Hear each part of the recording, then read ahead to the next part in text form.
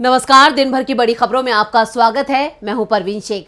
आज इस बुलेटिन में बात होगी विपक्षी एकता पर स्टालिन के बड़े बयान की, राहुल पर दिए बयान पर फंसी बीजेपी की, बात करेंगे अडानी ग्रुप को लेकर एनएससी के बड़े एक्शन की, उपराष्ट्रपति जगदीप धनखड़ के फैसले पर कांग्रेस के वार की, साथ ही जानेंगे कैसे पीएम ने कराई अपनी ही सरकार की किरकिरी, महाराष्ट्र में बीजेपी को क्यों लग रहे हैं झटके, और बुलेटिन के आखिर में बात होगी बिजली संकट पर फंसी मोदी सरकार की। लेकिन तमाम बड़ी खबरों से पहले एक नजर सुर्खियों पर।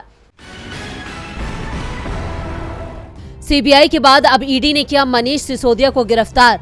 कथित शराब घोटाले में मनी लॉन्ड्रिंग के आरोप में हुए गिरफ्तार। सीबीआई पहले ही कर चुकी है गिरफ्तार। देवेंद्र फडणवीस ने पेश किया महाराष्ट्र का बजट, किसानों के लिए किए बड़े ऐलान। सालाना किसानों को मिलेंगे 12,000 रुपए, 1 रुपए में होगा बीमा फसल।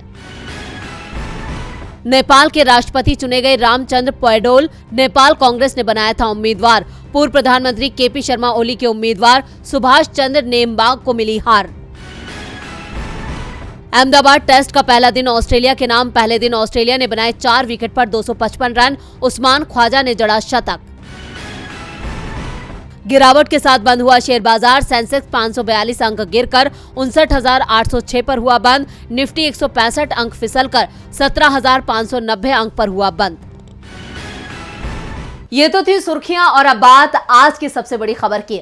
तमिलनाडु के मुख्यमंत्री एम.के. स्टालिन ने आज बीजेपी पर बड़ा आरोप लगाया है। स्टालिन के मुताबिक विपक्षी एकता के आह्वान के एक दिन बाद राज्य में बिहार के प्रवासी श्रमिकों पर हमले की अफवाह उड़ी, और इसके पीछे बीजेपी का हाथ है।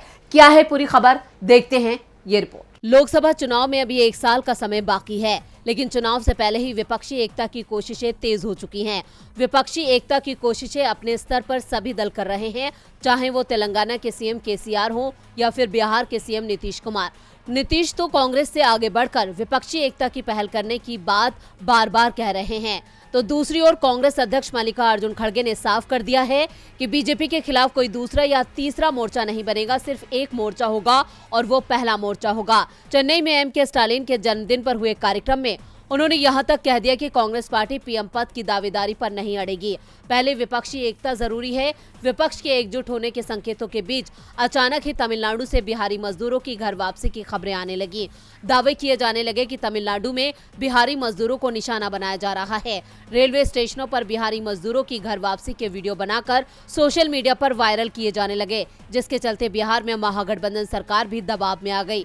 नीतीश कुमार ने तमिलनाडु के सीएम स्टालिन से बात की, लेकिन जब सच्चाई सामने आई तो सभी घटनाएं अफवाहें निकली। इसे लेकर तमिलनाडु के सीएम एम.के. स्टालिन ने कहा कि उत्तर भारत के कुछ बीजेपी नेताओं ने तमिलनाडु को लेकर गलत मंशा के साथ अफवाहों को साझा किया। बीजेपी के खिलाफ विपक्षी एकता का आह्वान करने के एक दिन बाद सुनियोजित तरीके से राज्य में बिहार के प्रवासी श्रमिकों को निशाना बनाए जाने की अफवाहें फैलाई गई। स्टालिन ने कहा कि इतने सालों से उत्तरी राज्यों के प्रवासी मजदूर खुशी खुशी यहाँ आ रहे हैं और बाद में उनकी संख्या और बढ़ती गई, क्योंकि उन्हें यहाँ कोई दिक्कत नहीं है। लेकिन किसी ने फर्जी वीडियो बनाकर गुमराह किया कि प्रवासी श्रमिकों को निशाना बनाया जा रहा है और इस अफवाह को गलत तरीके से फैलाया गया। वैसे सिर्फ गलत सूचनाओं के सहारे ही विपक्षी एकता को कमजोर करने की कोशिश नहीं हो रही है। सीबीआई और ईडी का भी उपयोग किया जा रहा है। बीजेपी के खिलाफ मुखर तेलंगाना के सीएम के चंद्रशेखर राव की बेटी को दिल्ली के कथित शराब घोटाले में ईडी ने पूछताछ का नोटिस भेज दिया है। तो दूसरी ओर बीजेपी की मुश्किलें बढ़ाते रहे लालू यादव से भी सीबीआई पूछताछ करने में जुट गई है। लालू से 5 घंटे से ज्यादा समय तक सीबीआई ने दिल्ली में पूछताछ की। उनकी पत्नी और बिहार की पूर्व सीएम राबड़ी देवी से भी पूछताछ की गई। दावा किया जा रहा है कि इसके पीछे विपक्षी एकता को कमजोर करने की कोशिश है। सीएम स्टालिन के वार से बीजेपी में खलबली मच गई है। खलबली तो राहुल गांधी के ब्रिटेन दौरे से बीजेपी में मची हुई है। ब्रिटेन में दिए राहुल गांधी के बयान पर बीजेपी की बौखलाहट सामने आ रही है। अपनी नाकामी छिपाने के लिए बीजेपी नेता लगातार राहुल को निशाना बना रहे हैं, लेकिन अब राहुल के पलटवार से बीजेपी बेहाल है। राहुल गांधी का यूके की कैम्ब्रिज यूनिवर्सिटी में दिए गए लेक्चर की चर्चा अभी भी देश में चल रही है। बीजेपी लगातार दावा कर रही है कि राहुल गांधी ने ब्रिटेन में देश के खिलाफ बयान दिया है। केंद्रीय कानून मंत्री किरण रिजिजू ने तो राहुल गांधी को देश की सबसे बड़ी मुसीबत ही बता दिया। बीजेपी नेता रविशंकर प्रसाद ने भी राहुल गांधी पर निशाना साधा, लेकिन कांग्रेस ने बीजेपी के हर दावे की हवा निकाल दी है। कांग्रेस प्रवक्ता सुप्रिया श्रीनेत ने कहा है कि राहुल गांधी शेर की तरह दहाड़ते हैं, जिसका जवाब बीजेपी के पास नहीं है। बचने के लिए बीजेपी झूठ फैलाने में जुट जाती है। भारत जोड़ो यात्रा के वक्त भी बीजेपी ने झूठ फैलाने की कोशिश की, लेकिन बीजेपी का झूठ चला नहीं। इसके बाद राहुल गांधी का कैम्ब्रिज यूनिवर्सिटी में लेक्चर हुआ। ये लेक्चर 28 फरवरी को हुआ था, लेकिन बीजेपी नेता आज भी इसे लेकर झूठ फैलाने की कोशिश कर रहे हैं। लेकिन बीजेपी का झूठ चल नहीं पा रहा है, उनकी बातों पर कोई भरोसा नहीं कर रहा। बीजेपी जनता का ध्यान हटाने की कोशिश कर रही है। हम सवाल महंगाई का करते हैं तो जवाब में लहसुन और प्याज नहीं खाने की बात कही जाती है। सरकार से रोजगार को लेकर सवाल करो तो जवाब आता है कि पकोड़े तल लो। चीन पर तो पीएम मोदी ही कहते हैं कि हमारे देश में कोई घुसा ही नहीं है। चीन पर चर्चा को तैयार नहीं होते। एक उद्योगपति पर संसद में चर्चा कराने की बात कही जाती है तो साहब के हाथ कांपने लगते हैं। कांपते हाथों से वो पानी पीते दिखाई देते हैं। किरण रिजिजू को निशाने पर लेते हुए श्रीनेत ने कहा कि देश का कानून मंत्री ही कानून की धज्जियां उड़ा रहा है। पूर्व सूचना प्रसारण मंत्री भी झूठे दावे कर रहे हैं। इन लोगों का काम सिर्फ राहुल गांधी पर झूठे आरोप लगाना रह गया है। राहुल गांधी की बढ़ती लोकप्रियता ने बीजेपी की चिंता बढ़ा दी है। चिंता तो अडानी ग्रुप की एनएससी ने भी बढ़ा दी है।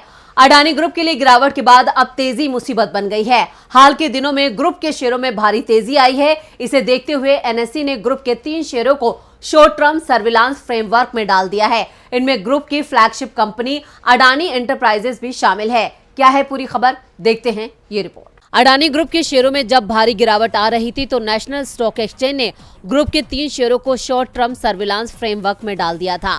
इनमें ग्रुप की फ्लैगशिप कंपनी अडानी एंटरप्राइजेस भी शामिल थी, लेकिन अब ग्रुप की 3 कंपनियों को फिर से इस फ्रेमवर्क में डाल दिया गया है। इसकी वजह शेयरों में आई तेजी है। इनमें अडानी एंटरप्राइजेस, अडानी पावर और अडानी विल्मर है। एनएससी ने एक सर्कुलर में बताया है कि इन तीनों शेयरों को आज ही फ्रेमवर्क में डाल दिया गया है।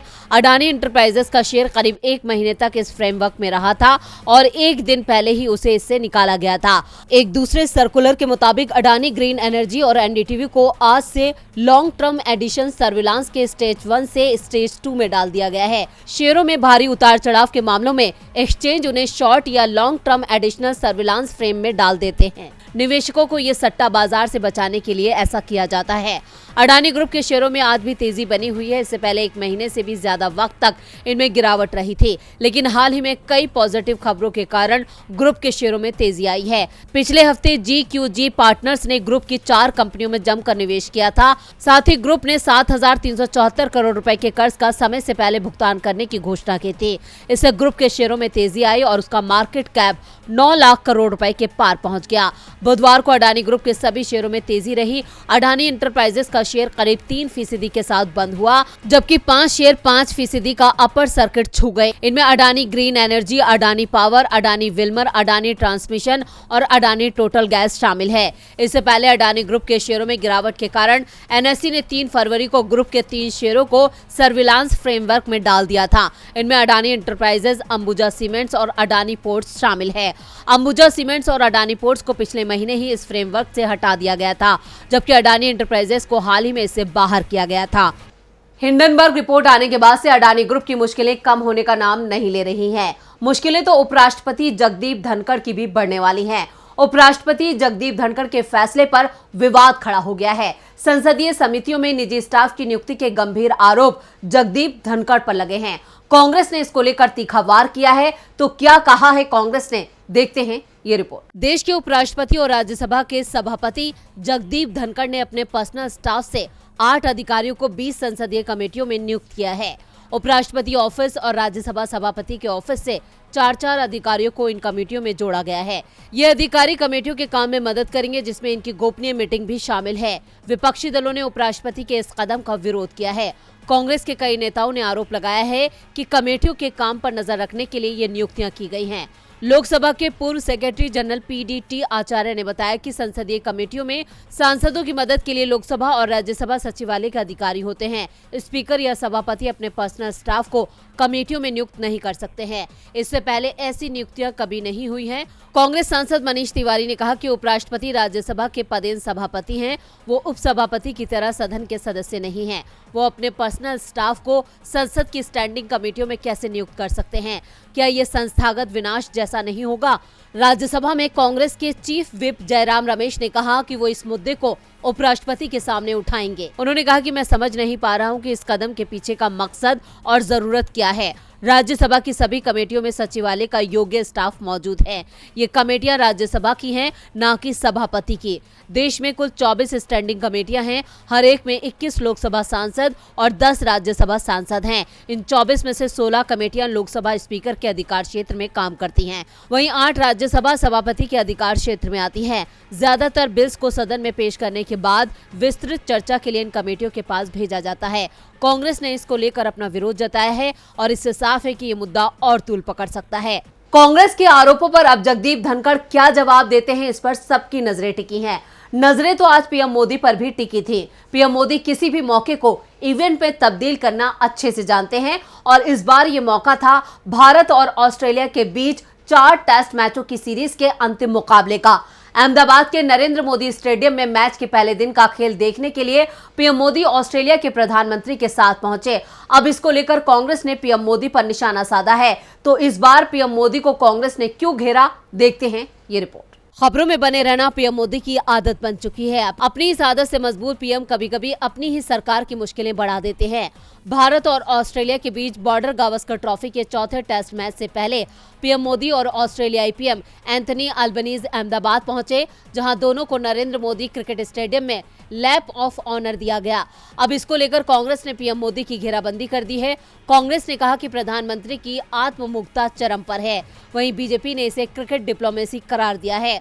कांग्रेस महासचिव जयराम रमेश ने एक ट्वीट किया और कहा, अपने जीवन काल में जिस स्टेडियम का नाम अपने खुद के नाम पर रखा है, उस स्टेडियम में लैप ऑफ ऑनर ले रहे हैं। ये आत्ममुग्धता की पराकाष्ठा है। वहीं बीजेपी आईटी सेल के प्रमुख अमित मालवीय ने कांग्रेस पर पलटवार करते हुए इसे क्रिकेट डिप्लोमेसी करार दिया है। पीएम मोदी और अल्बनीज ने भारत और ऑस्ट्रेलिया के बीच दोस्ती के 75 साल पूरे होने के अवसर पर विशेष रूप से डिजाइन की गई गोल्फ कार पर पूरे मैदान में लैप ऑफ ऑनर लिया।